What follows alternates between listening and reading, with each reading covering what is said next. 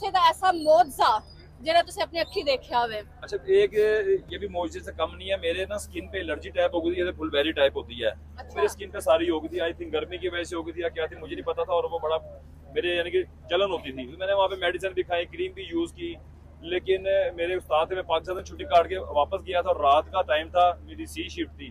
मेरे उस्ताद थे नेक मोहम्मद खान साहब, अगर सुन रहे हैं तो उनको मेरा सलाम भी है, कि उन्होंने मुझे कहा था कि यार कामरान, अगर जब बारिश होगी ना तो मेदाबिर रहमत, जो रहमत का बरनाला हतीम के अंदर जिसका पानी गिरता है, आपने उसके अंदर नहा लेना है। तो मैंने कहा अच्छा, जहाँ ये कि जो कि नामुमकिन है, लेकिन अल्लाह ताला ने जब काम करवाना होता है ना तो सारे रास्ते आसान हो जाते हैं। और बारिश हुई है उसी रात को, तस्वीरों में आप देख भी सकते हैं। मैं माशाल्लाह फौरन क्या हुआ, टीम लेकर सफाई करने के बहाने सफाई भी की है और उसके नीचे नहाया भी हूँ।